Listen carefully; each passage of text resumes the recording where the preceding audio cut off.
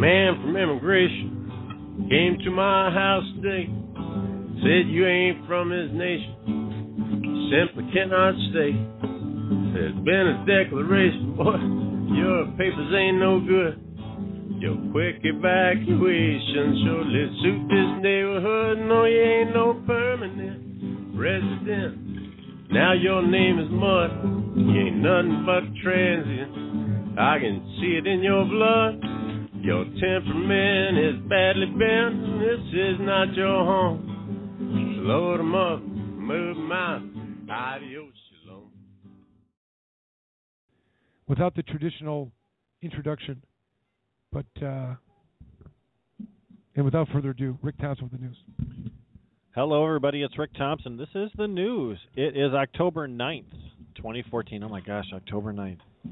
Florida's medical marijuana push may be in trouble. The once healthy Amendment 2 is less than 4 weeks before the election. It's in decline. A WFLA USA survey released this week says that Amendment 2 only scores 51% support, 33% opposition. Amendment 2 now has a majority of Republicans and a majority of seniors against it, and boy, that's not good, especially in Florida. In recent weeks, Amendment 2 supporters have been stunned that the proposal has lost so much traction in the polls. Part of that comes from some of the early polls asking about medical marijuana in general, and not Amendment 2 in particular. But the part of the change comes from opponents of Amendment 2 wisely choosing to not argue against the merits of medical marijuana in general. Instead, they've stuck to the flaws of Amendment 2, claiming there's too many loopholes for comfort. John Morgan, leader of the Amendment 2 movement, hasn't helped things very much, as a damaging video of himself cursing and talking about his own marijuana use at a rally recently surfaced. Supporters of Amendment 2 have less than 4 weeks to turn things around. The crucial fact is Amendment 2 needs 60% to pass in Florida. McLean Hospital, the largest psychiatric affiliate of Harvard Medical School, has received a $500,000 gift.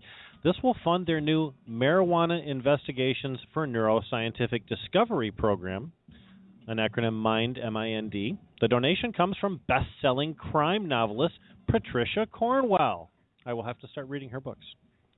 Most studies on medical marijuana today have focused on its efficacy or on patient symptoms. MIND hopes that the new initiative, the first of its kind, will begin to answer questions about whether medical marijuana affects cognitive function positively or negatively, and why, by gathering empirical data about change over time within patients. The initial phase of the program is expected to run for approximately 2 years. Researchers will collect data from straight-up medical marijuana subjects who are suffering from conditions including pain, anxiety, and PTSD, and that have no substantial history of recreational marijuana use. Participants will take a number of cognitive tests and will undergo brain scans.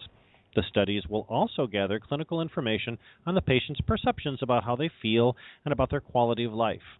The next phase would potentially use the collected data to design and conduct clinical trials, administering cannabis directly to individuals. Lead physician Gruber's previous research has found that the cannabis alters white matter connections in the brain, which reduces inhibitions, resulting in more impulsive behavior from cannabis patients. Gruber's appeared on ABC's Nightline and on Dr. Sanjay Gupta's CNN documentary Weed, and also moderated a conversation with Gupta on medical marijuana at Harvard Institute of Politics yesterday. The Israeli Defense Forces has decided to allow reserve soldiers who hold a prescription for medical marijuana to continue to use cannabis even while they're performing their active reserve duty. The decision affects just a few hundred reserve soldiers, and the Army has not published exact guidelines, leaving open questions like smoking in uniform or in the presence of other soldiers, and where on a base would be allowed, and whether marijuana use would be allowed during operations. The IDF said that the fitness of a citizen to undergo reserve duty is based on medical condition, not on their cannabis consumption.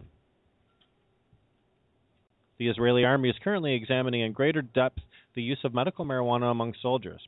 The report noted that the use of medical marijuana among regular active duty service or careerists has not been explicitly approved, although the issue is under consideration. Coolest Army ever. The issue of medical marijuana use amongst reservists was first raised during a forum discussion on a marijuana-focused website called Cannabis, Cannibus, which prompted a formal inquiry from the IDF. And, of course, Israel is generally considered to have one of the most forward-thinking and advanced medical marijuana programs in the world. Much of the major scientific research into marijuana is carried out by Israeli institutions, and there are about 20,000 patients in Israel who have a prescription for marijuana. The New York Times editorial board continued its endorsement for the legalization of marijuana with a new push for its recreational use around the country. The Times argued that Alaska, Oregon, and the District of Columbia should follow suit and pass initiatives to legalize the recreational use of marijuana, as Colorado and Washington have. The Times called on those three states to take action on their own, asserting that Congress may never come around to repealing the ban on cannabis.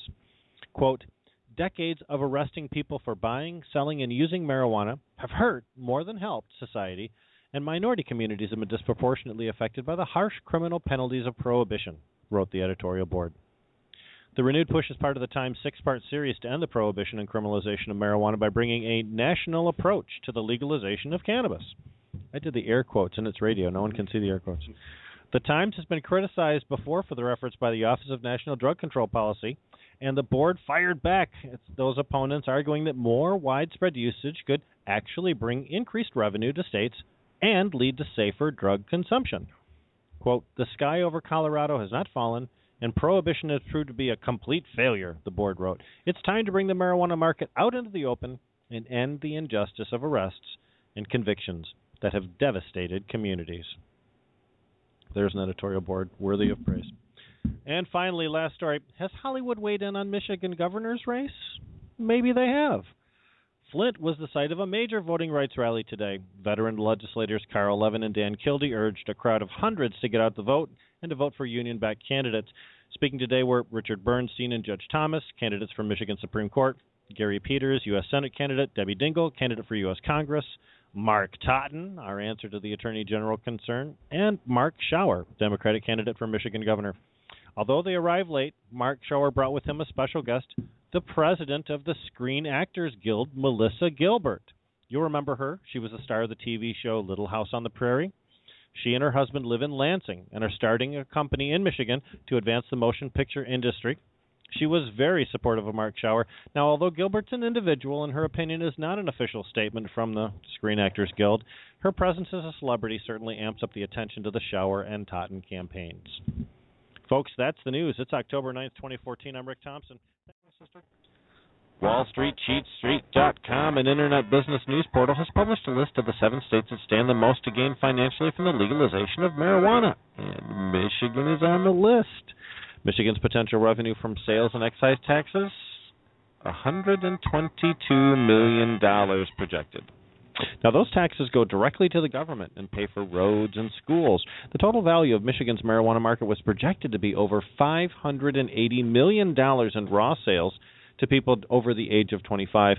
If legalized nationally, the market for marijuana has been estimated to be $14 billion or more. Now, this listing ranked Michigan as the 7th in revenue potential behind Ohio, Illinois, Texas, Florida, New York, and California, which topped the projected earnings scale at $519.3 million tax dollars in the coffers. Now, a hypothetical 15% excise tax was included, as were state and local tax numbers. You think these numbers are inflated? Guess again. Colorado just put nearly $8 million in their state coffers in the month of August alone. Now, that's from taxes on recreational and medical marijuana sales. It's not total sales of marijuana. That's the actual money received by the state, paid by consumers. 6th-ranked Ohio's potential revenue from sales and excise taxes on marijuana was less than $1 million larger than Michigan's, and Illinois came in 5th with $126 million. Although both those states are more populous and have higher sales taxes, Michigan has a higher percentage of adults who use marijuana, which increased the earnings estimate. A couple of quick statistics from that report. Percentage of population 25 and older who've used marijuana in the past month in Michigan, 6.6%, which makes the number of marijuana users about 437,000. And the state portion of the marijuana market is 4.15%, and that makes the market size $581 million. Outgoing U.S. Attorney General says he's cautiously optimistic when it comes to Washington and Colorado's experiment with marijuana legalization. Eric Holder, who announced this month his plans to retire, is one of President Barack Obama's longest-serving cabinet members and has faced the delicate task of defining federal policy after a wave of marijuana legalization at the state level across the country. Now, Holder said, "We don't want to put into the federal system low-level people who are simply there for possessory offenses." The 8 priority areas Holder outlined earlier this year have focused the Justice Department's efforts on preventing marijuana distribution to minors, interstate trafficking, and ending drug violence. But Holder made clear that his agency would change its non-interventional stance if the state's regulatory frameworks are not up to snuff. Holder said, "What I've told the governors of those states is that if we are not satisfied with their regulatory scheme, that we reserve the right to come in and sue them. So we'll see," said Holder. Here's a name for you to remember: United States versus Pickard. The U.S. government claims marijuana is a dangerous addictive drug with no medical benefits. But that claim will be up for debate in California when a federal judge is scheduled to hear testimony from doctors that conclude just the opposite. Doctors Carl Hart from Columbia University, a retired physician Philip Denny, and Greg Carter, who is medical director of St. Luke's Rehab Institute in Spokane, will testify that marijuana is not the demon drug the federal government makes it out to be, since accepted science does not justify the listing of cannabis as a dangerous Schedule I substance. Dr. Hart declared, quote, "After 2 decades of intense scientific inquiry in this area, it's become apparent the current scheduling of cannabis has no footing in the realities of science and neurobiology." Paul Armentano, Deputy Director of NORML, calls this an unprecedented hearing. Testimony for the evidentiary hearing of U.S. versus Pickard should last 3 days. Government witness Bertha Madras, who is former White House drug czar deputy director under Bushy, George W., and she will defend the Schedule I designation. Madras states cannabis has no accepted medical use and is unsafe. However, she supports the pharmaceuticalization of THC and CBD while criminalizing the use of the plant they come from. Conversely, medically accepted prescription pills will kill about 22,114 people from drug overdose this year. Hundreds of marijuana dispensaries and recreational shops across the country abruptly lost their cashless ATM accounts on Wednesday with no explanation, according to Marijuana Business Daily. One insider reported at least 300 to 400 shops were affected, and he warned that the number could double in the next few days. Many of the companies affected are reportedly recreational shops located in Colorado and Washington State, although some medical cannabis dispensaries in those states and in other markets lost their cashless ATM services as well. The businesses were not given any advance notice. The ATMs simply stopped working. The reasons behind the move are unclear, but one source said that most of the accounts are tied to MetaBank, a major financial institution supporting ATM services. Many other cashless ATMs services affiliated with other banks and processors reportedly are still up and running. Denver Relief already has a new cashless ATM service provider lined up, and it should come online this week, although the shop lost 30% of its sales after experiencing a previous ATM problem. One source speculated that the move could be the result of pressure from the feds. 3 Southwest Michigan residents were arrested Wednesday after a marijuana dispensary raid in South Haven. The raid came after a lengthy investigation by Southwest enforcement team into the illegal sale of marijuana, according to them, at the U of M Center at the Phoenix Square Plaza, according to a press release from the Michigan State Police. MSP don't normally do press releases on dispensary raids. The investigation also led officers to serve search warrants at the U of M facility near Dowagiac. That's UMed facility, not U of M, UMed facility. Employee residences were also searched in Watervillette, Millburg, Hartford, and Geneva Township. One man was charged with 2 counts of delivery manufacturing as a habitual offender, and 2 others were charged with a single count of delivery manufacturing. During the searches, officers seized several pounds of marijuana, more than 200 plants, seized 14 guns, cash, and a vehicle. But remember, those 200 plants, there were 4 different search warrants offered. We don't know whether they were all in one place or not. A big thank you to Mr. Dave Brogren, as was mentioned earlier, for hosting a fantastic marijuana industry fundraiser for Attorney General candidate Mark Totten this week. You bet. Each and every member of the Planet Green Trees family attended, except David Rudoy. As members of nearly all the major political and organizational entities in Michigan, Totten delivered the common-sense approach to Michigan law we're hoping to see in the position of Attorney General. Now, he's no pushover, and he's not going to be our champion the way an ideal candidate might be, but this man represents the best chance for Michigan to gain sanity in the administration of the medical program, and he'd require respect for patients in disputes statewide I've been impressed by Totten and his fellow candidate Mark Schauer, who's running for governor. Get out the vote and have your voice heard. We recently featured a story about Israeli soldiers using medicinal cannabis while on the job with the permission of headquarters. Now, Israeli researchers will soon begin evaluating the anti-tumor effect of cannabidiol, a non-psychotropic cannabinoid in patients with cancer. Researchers at the Hadassah Medical Center in Jerusalem have announced their intent to conduct a Phase 2 clinical trial to assess the impact of CBD as a single treatment among cancer patients. We may need some CBD here after that horrible accidental off-camera noise there. Only patients who've exhausted conventional anti-cancer treatments will be eligible to participate in the study, and once enrolled in the trial, participants will receive CBD for a period of 8 weeks. Data documenting the potent anti-cancer activity of various cannabinoids in both culture and in animals dates back into the mid-1970s, but virtually no clinical trials seeking to reproduce those results in human subjects have been performed. The lone exception was a 2006 pilot study from the British Journal of Cancer, which reported that the intratumoral administration of THC was associated with reduced tumor cell proliferation in 2 of 9 human subjects with glioblastoma, an aggressive form of brain cancer that's highly resistant to conventional anti-cancer treatments. In August, pharmaceutical provider Insys Therapeutics announced it received orphan drug status for its formulation of CBD. British biotech GW Pharmaceuticals has previously received that same orphan drug status for Epidiolex in the treatment of intractable adolescent epilepsy. And in recent years, Israeli researchers have published research results from a number of clinical trials assessing the safety and efficacy of whole plant cannabis, including those documenting its ability to mitigate symptoms of Crohn's disease and chronic neuropathy. Here's a name you want to know. Here's a name you want to learn. Vanita Gupta. Vanita Gupta, who is currently the director of the ACLU Center for Justice, will lead the Civil Rights Division of the U.S. Justice Department. Gupta also currently leads the ACLU's national campaign to end mass incarceration. The 39-year-old Gupta was born in Philadelphia area to immigrant parents. She's been praised by a wide array of political activists for her civil rights work, especially on prison reform, which is an issue on which liberals and conservatives have both found common ground. Gupta has been an outspoken opponent of mandatory minimum sentencing laws, particularly their application in drug offenses. Last month, she penned an op-ed for CNN centered around a man sentenced to life in prison for buying marijuana. She's written extensively about the failures of the war on drugs, informed partly by her experience defending dozens of black men wrongfully charged with minor drug offenses in Texas in the early 2000s.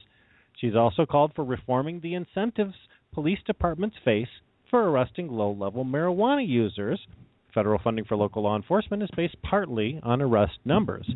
Perhaps most significantly, though, she's been a strong supporter of marijuana decriminalization and outright legalization by states.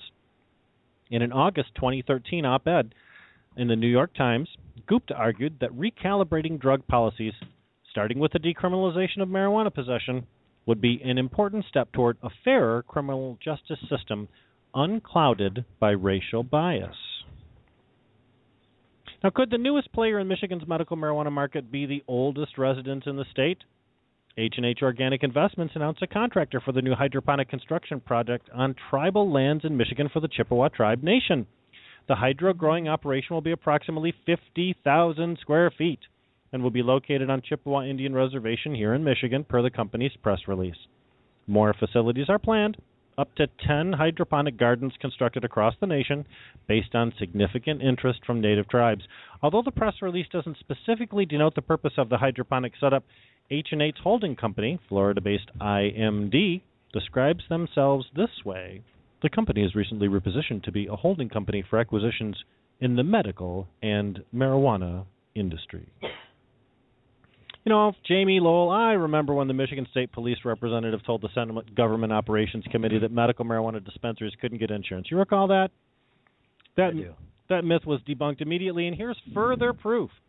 H.W. Kaufman, a Farmington Hills-based insurance company, is described by Free Press business writer Tom Walsh as a global network of operations in insurance distribution, brokerage, underwriting, real estate inspections, audits, and risk management, with an annual revenue of more than $1.4 billion. In an article describing that firm's contemplated addition of a Detroit satellite office, Walsh added that Kaufman entities also have products for a variety of high-risk enterprises, from riding stables to demolition contractors to medical marijuana dispensaries. Ha! Told you so. That wasn't too bad, was it? Now, can you make money from the munchies? Barron's reported that a noted stock market analyst firm came out with a report indicating marijuana legalization may have had an effect on other forms of commerce. Bernstein's Trevor Sterling and a team released a very serious report on a very serious topic, whether continued legalization of marijuana will pose a threat to beer.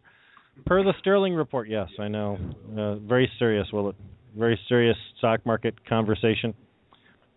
Our analysis of the legalization of medical marijuana in the 10 most populous states, said Sterling's article, found that in the 3 years before legalization of medical marijuana, beer consumption was already falling 1% point faster than the national average, but in the 3 years after, per capita consumption trends were in line with national average. So, in other words, beer manufacturers, no worries, says Sterling. Stock market players should capitalize on the liberalization of marijuana laws by jumping on the stocks that service the marijuana consumer. Sterling names them as Taco Bell, Frito-Lay, Pizza Hut, and Domino's. Slapped by another stereotype. Missouri marijuana reform group Show Me Cannabis has filed suit against the Missouri Narcotics Officers Association for failing to hand over documents and information about budgets and training that the group provides to narco officers. The lawsuit could claim or clarify the question of whether the association is subject to the state's Sunshine Law. Advocates argue that because much of the group's funding comes from dues and training paid for by members of taxpayer-funded drug task forces, it is a quasi-governmental entity and therefore subject to the law. Go get them. Columbia, Maryland. Decriminalization, not words you normally would hear. The city's Disability Commission voted unanimously last week to endorse an ordinance that would decriminalize the cultivation of up to 2 marijuana plants. People growing 2 plants would face only a $250 fine. Seriously ill people would face no fine. The City Council had asked various commissions to weigh in. The Board of Health and Substance Abuse Advisory Commissions came down against the proposal. And since I'm being given the hurry up sign, I'll give one more article here. Did you know that Connecticut state medical marijuana regulations require that the plant be ground up before distribution? Now, that's not sitting well with some of the patients and activists. Homogenizing the plant results in the degradation of cannabinoids, the actual essential oils that are in the flower, explained the executive director of Connecticut NORML, who has posted a petition at change.org asking state regulators to allow the sale of whole buds, just when you thought we had it bad here in Michigan. Read all these stories and more on the Compassion Chronicles, www.thecompassionchronicles.com, and engage in live forums and chat on the site for the Michigan Medical Marijuana Association at michiganmedicalmarijuana.org.